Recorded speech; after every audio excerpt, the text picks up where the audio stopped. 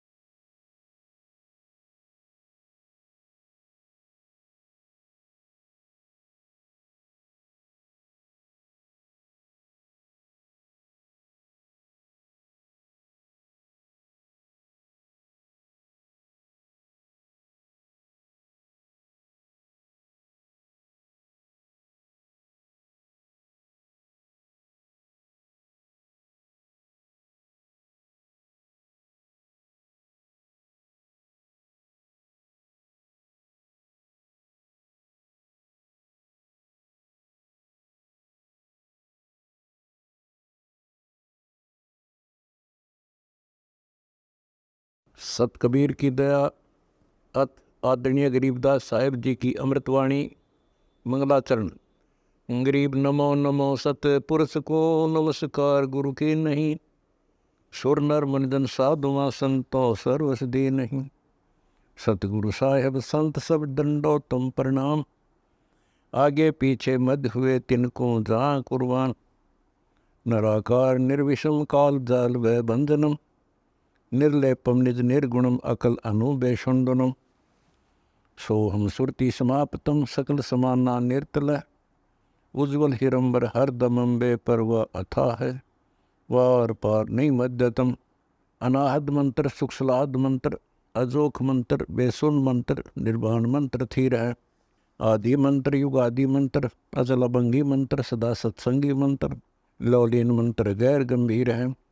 सोहम सुभान मंत्र अगम अनुराग मंत्र, निर्भय अडोल मंत्र, निर्गुण निर्बंध मंत्र, निश्चर मंत्र नेक है। गैबी गुलजार मंत्र, निर्भय निराधार मंत्र, सुमृत सुकृत मंत्र, अगमी अबंच मंत्र, अदली मंत्र अलेख है। फजलम फराक मंत्र, बिन रसना गुणलाप मंत्र, झिलमिल जहूर मंत्र, सर्वंग भरपूर मंत्र, सैलान मंत्र सार है। निरंकार गर्क मंत्र, तेज पुंज परख मंत्र, अदली अबंध मंत्र, अजप्पा निरसंद मंत्र, अविगत अनहद मंत्र, दिल में दीदार है। वाणी विनोद मंत्र, आनंद असोद मंत्र, कुर्सी करार मंत्र, अनबय उचार मंत्र, उज्ज्वल मंत्र अलेख है। साहिब सतराम मंत्र, साई निकाम मंत्र, पारक प्रकाश मंत्र, हीरंबर उल्लास मंत्र, मौले मलार मंत्र, पलक बीच खलक है।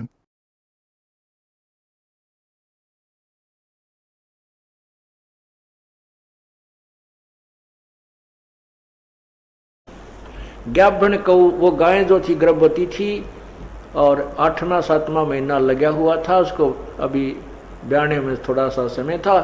वो गाय काट दी पेट के बल से, बीच में तलवार मार के 4 टुकड़े हो गए माँ बेटे के। बच्चा था गर्भ में। तब परमात्मा ने कहा कि कबीर परमेश्वर ने कहा कि परमात्मा की पहचान करने के लिए केवल इतनी ही परीक्षा काफी नहीं है जो तुम सोच रहे हो कि गाय को जीवित कर देने मात्र से प्रभु मान लिया जाता है। तो फिर उन परमात्मा ने वो दोनों माँ व बेटियां गए, एक एक थपकी दी, नौकर के चुटकी देकर 1 मिनट में वो जीवित कर दिए। और गाय के नीचे वो बच्चे को लगा करके और दूध की बाल्टी भर दी। तब कहा था गौ अपनी अम्मा है, इस पर छुरी मत बहा, कहे कबीर इसके घी दूध को ये सब ही आत्म खा।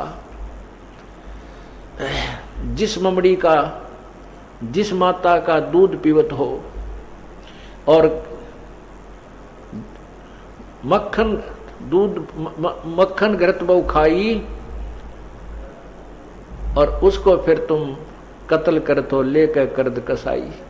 जिस गऊ को तुम माँ कहते हो, जिसका तुमने दूध पी लिया वो माँ हुई, और उस माँ का फिर तुम कत्ल करते हो, मांस खाते हो लेकर कर्द कसाई।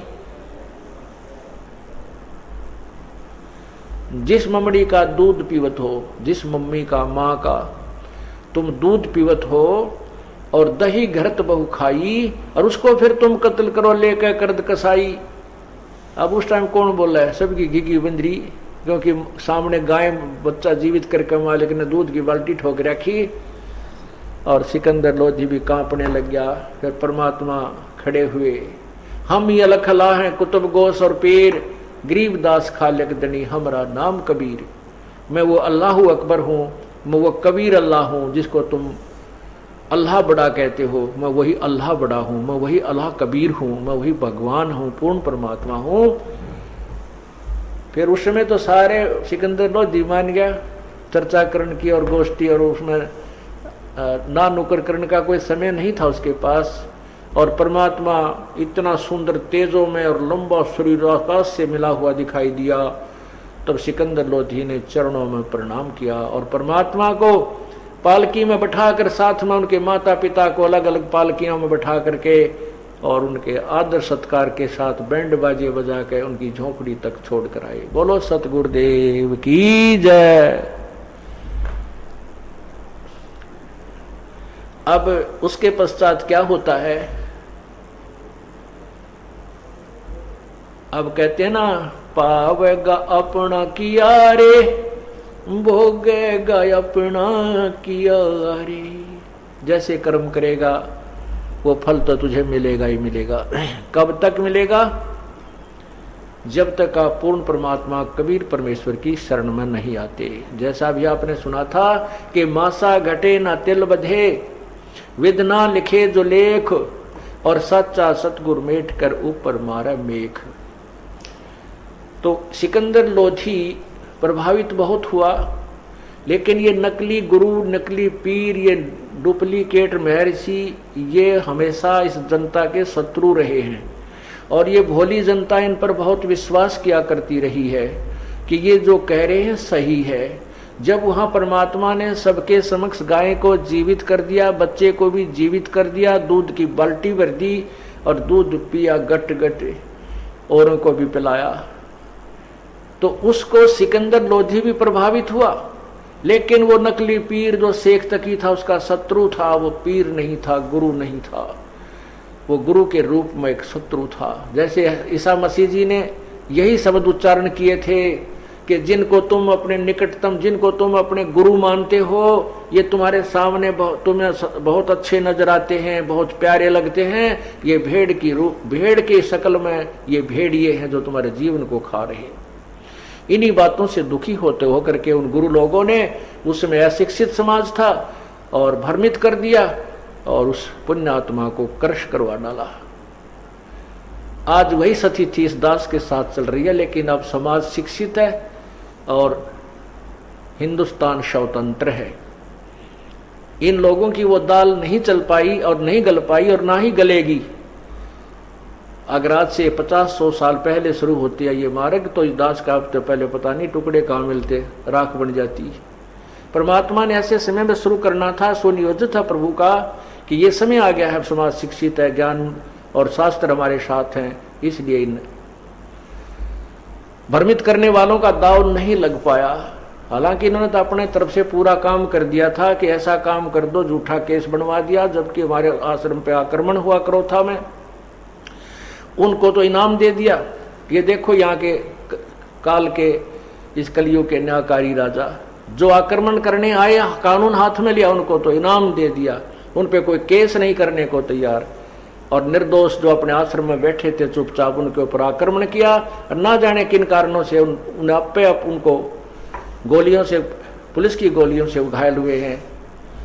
और अब स्पष्ट हो गया है उस CPCFSL रिपोर्ट से, मधुबन की लैब ने स्पष्ट कर दिया कि आश्रम की गोलियों से वो व्यक्ति नहीं मरा, और उसके मरने की दूरी, गोली चलने की उनकी दूरी 20 फुट की है ज्यादा से ज्यादा, जबकि आश्रम से जहां वो पुलिस ने जो केस बनाया है उसमें जहां लड़के की मृत्यु सतिथि दिखा रखी है, उस आश्रम से 140 फुट की दूरी पर है।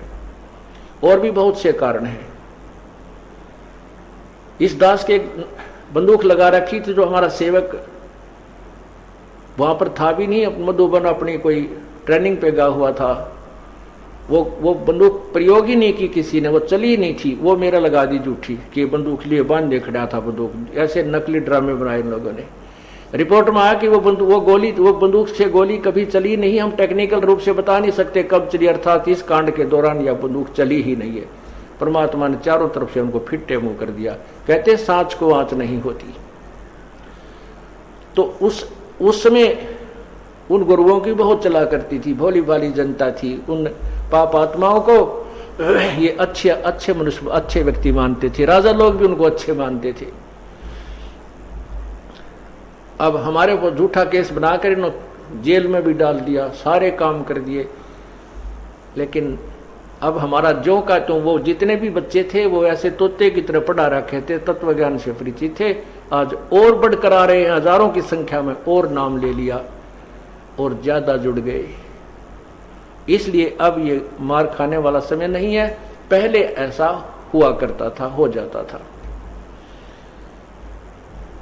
अब उन लोगों ने क्या कहा, उस शेख तकी ने सिकंदर लोधी से कहा कि ये जादूगर है, जादूगर। इसने ये जंतर मंतर जानता है और गाय को जीवित कर दिया। ये कोई अल्लाह, ये कोई नबी नहीं माना जा सकता। और देखो अब राजा भी भोले बाड़े होया करते, मान गए भाई ठीक है, 20-30 और गवाह बना लिए उसने। अगियोता जी ऐसे जंतर मंतर ऐसे होते रहते हैं, ये तो ऐसा था वैसे कर दिया, ये कुछ नहीं है, पाखंडी है, डोंगी है, ये तो जादूगर भी दिखा देते हैं, ऐसे अपना शरीर को काट कर भिन्न भिन्न करके फिर जोड़ देते हैं। अब राजा ने सोचा भाई ऐसा भी होगा, चलो ठीक है जो भी है। कुछ दिनों के बाद, कुछ वर्षों के उपरांत सिकंदर लोधी के किए हुए कर्म, प्रारब्ध का जो कर्म था, जो पाप कर्म था, उदय हो गया। उस पाप कर्म के उदय होने से सिकंदर लोधी को एक जलन का रोग हो गया। वो जलन का रोग कैसा होता है कि जैसे किसी का अग्नि पर हाथ पैर रखा जाए और उसमें जितनी भयंकर पीड़ा होती है, ऐसा पूरे शरीर में दर्द पीड़ा होती है, लेकिन कहीं से जला हुआ नजर नहीं आता, पीड़ा उतनी ही होती रहती है। सिकंदर लोधी को बहुत भयंकर पीड़ा होने लगी, जलन का रोग कहा गया। अब उसके ट्रीटमेंट के लिए वैद्य बुलाए, एक से एक उत्तम वैद्य।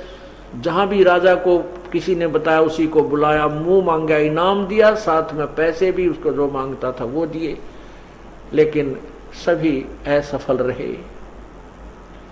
फिर आध्यात्मिक तरीका अपनाया, अपने पीर शेख तकी से भी जंतर मंतर करवाए, और भी किसी ने कहीं कोई सिद्ध, कोई तावीज बांधने वाला, कोई ये तांत्रिक विद्या जानने वाला, सभी बुला डाले, सबसे अपना आध्यात्मिक उपचार भी करवाया, लेकिन सभी व्यर्थ रहे।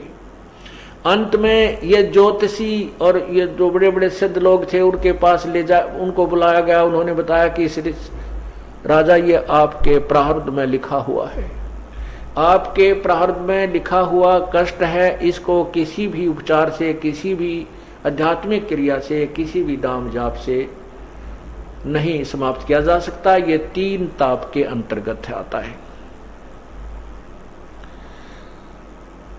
उस समय सिकंदर लोधी की स्थिति हो गई थी कि अब तो ये मृत्यु के साथ ही तेरी पीड़ा समाप्त होगी, ये मान चुका था। एक दिन परमात्मा की प्रेरणा हुई, किसी व्यक्ति ने जाकर के एक राज दरबारी को बताया, एक अधिकारी को ये बात बताई कि ऐसे ऐसे बनारस के अंदर एक बहुत बड़े महात्मा है, उनका कबीर नाम है, और वो ऐसे महान आत्मा हैं कि वो जो चाहे सो कर सकते हैं। उनकी कृपा हो जाए तो इस आपके राजा की पीड़ा को वो पल में समाप्त कर सकते हैं।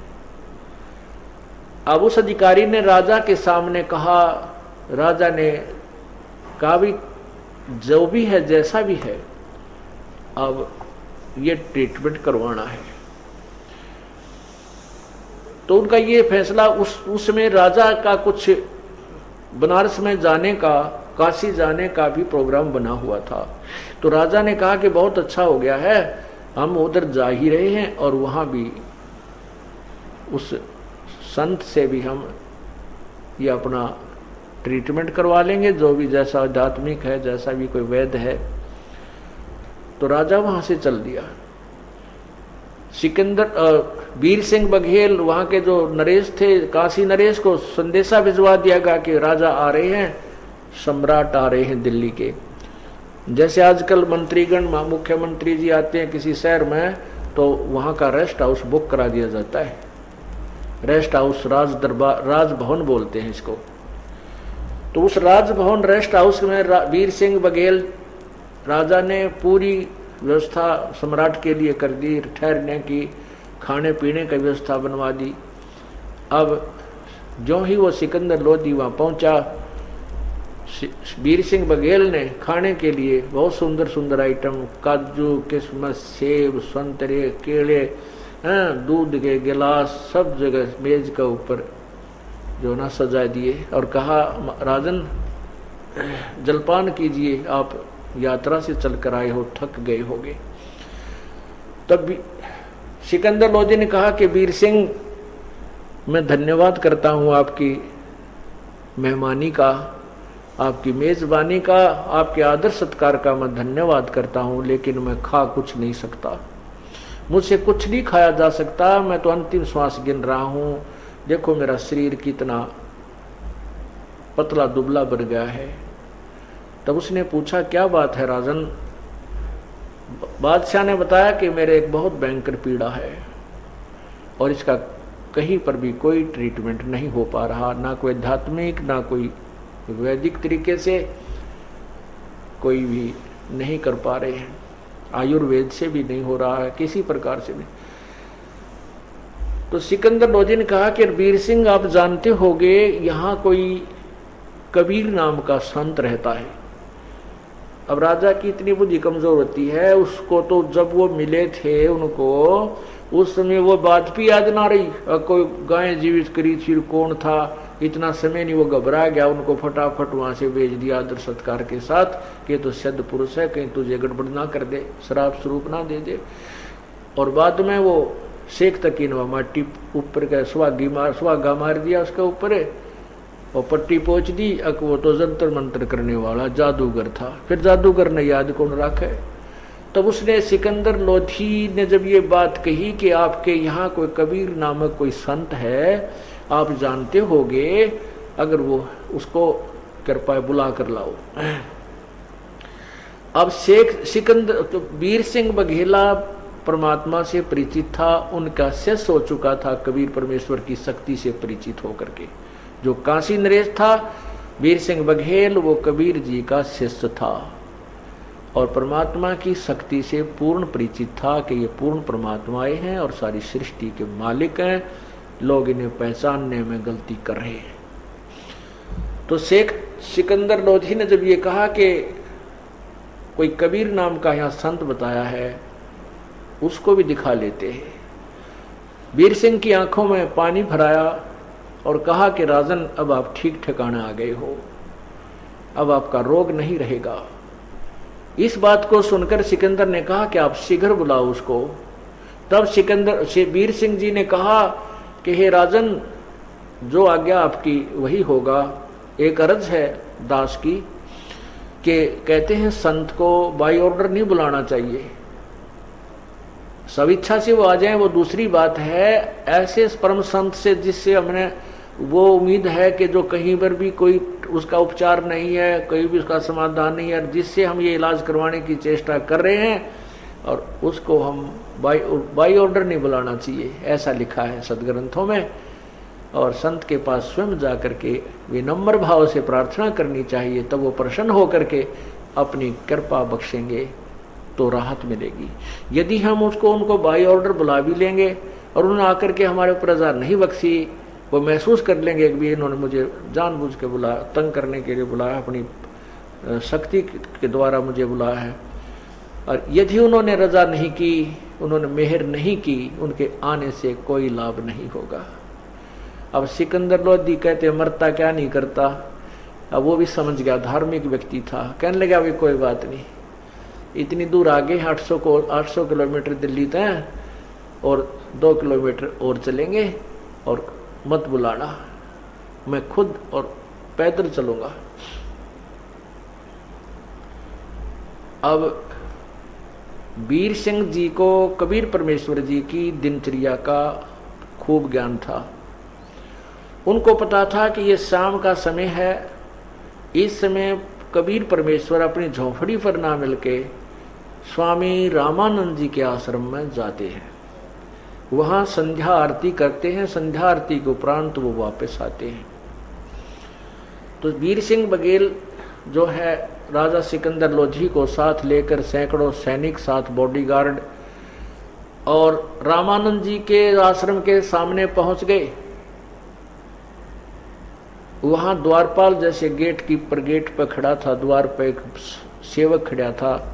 उस सेवक से वीर सिंह बघेल ने कहा, क्योंकि वीर सिंह बघेल रामानंद जी के नखरों से परिचित था, वो नखरे करता था कि मुसलमानों के विषय में ऊट पटांग बातें भी करता था और मुसलमानों को एक हेय जानता था स्वामी रामानंद जी।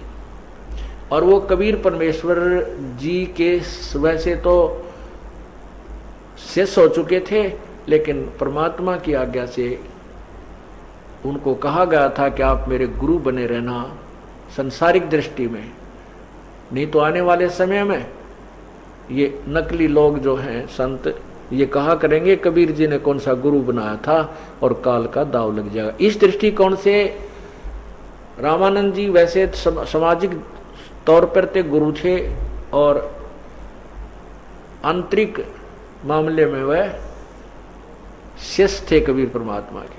फिर भी हम यहाँ सांसारिक तो व्यवस्था है उसको लेकर चलेंगे। तो वीर सिंह बघेल भी वहां जाते थे। वीर सिंह बघेल को पहरेदार यानी परमात्मा रामानंद जी के जो ऋषि शिष्य थे वो जानते थे, पहचानते थे। और वीर सिंह भी ये जानता था कि सिकंदर लोधी मुसलमान है, जब मैं इसको सीधा भीतर ले गया तो रामानंद जी मेरे से नाराज हो जाएंगे और मुझे कोई शराप ना दे दे, को वचन ना कह दें। इस दृष्टिकोण से अपना पीछा छुटवाने के लिए उसने पहले ही आज्ञा मांग ली कि स्वामी रामानंद जी से हमारी प्रार्थना करना। वीर सिंह ने उस गेट पर खड़े सेवक से कहा कि स्वामी रामानंद जी से प्रार्थना करना कि सिकंदर लोधी दिल्ली के बादशाह आपका दर्शन करना चाहते हैं और कबीर जी से मिलना चाहते हैं। जब तक वो उस पहरेदार से ये पूछा था सेवक से कि कबीर जी हैं क्या उपस्थित आश्रम में, तो सेवक ने कहा था कि कबीर जी अभी आए नहीं हैं। कितनी देर में आएंगे, वीर सिंह ने पूछा। सेवक ने कहा कि उनकी मौज है, समय तो हो गया आने का, आए तो अब 10 मिनट में आ जाए, नहीं तो घंटा आध घंटे में तो आएंगे ही आएंगे, अवश्य आते हैं। तब वीर सिंह ने कहा था कि आप रामानंद जी से एक आज्ञा लेना कि दिल्ली के बादशाह सिकंदर लोधी ये मुसलमान सम्राट हैं, ये आए हुए हैं और इस कबीर जी से मिलना चाहते हैं, तब तक आपके आश्रम में आपके दर्शन और यहाँ विश्राम करना चाहते हैं। अब सेवक अंदर गया। सेवक ने जाकर स्वामी जी से कहा कि ऐसे ऐसे वीर सिंह बघेल के साथ दिल्ली के बादशाह मुसलमान सम्राट सिकंदर लोधी आए हैं, वो कबीर जी से मिलना चाहते हैं और तब तक आपके यहाँ आश्रम में अंदर आना चाहते हैं, आपके दर्शन करना चाहते हैं। अब रामानंद जी मुसलमानों से बहुत चिढ़ते थे। वैसे तो वो पहले जाति पाति में भी बहुत ज्यादा विश्वास रखते थे, लेकिन परमात्मा ने एक ऐसी लीला की थी उनके साथ, वो जाति पाति यानी हिंदू धर्म में जो भी जाति पाति थी उसको नहीं मानते थे, लेकिन मुसलमानों को फिर भी वो हे समझते थे। अब एक परमात्मा, पूर्ण परमात्मा कबीर जी ने एक शिकार में, एक तीर में कई शिकार करने थे। रामानंद जी का भी भ्रम तोड़ना था और सिकंदर लोधी का भी वह आकड़ काटनी थी। अब सिकंदर लोधी के विषय में रामानंद जी ने सुना। रामानंद जी कोपित होकर, क्रोधित होकर बोले कि उस कह दिए मुसलमान के लिए इस आश्रम में स्थान नहीं है और बाहर इंतजार करे। इस आवाज को, जो कड़ाके की आवाज रामानंद जी ने कई बार, सिकंदर लोधी भी सुन रहा था, कहीं साथ में ही उनका आसन था। कहते उनको उनके लिए कोई स्थान नहीं है इस आश्रम, मुसलमानों के लिए बाहर इंतजार करे। ऐसे ऐसे एक दो अपशब्द भी बोले। अब सेवक ने आकर कहा कि स्वामी जी ने मना कर दिया है और कहा कि मुसलमानों के लिए इस आश्रम में कोई स्थान नहीं है, चाहे राजा हो चाहे महाराजा हो।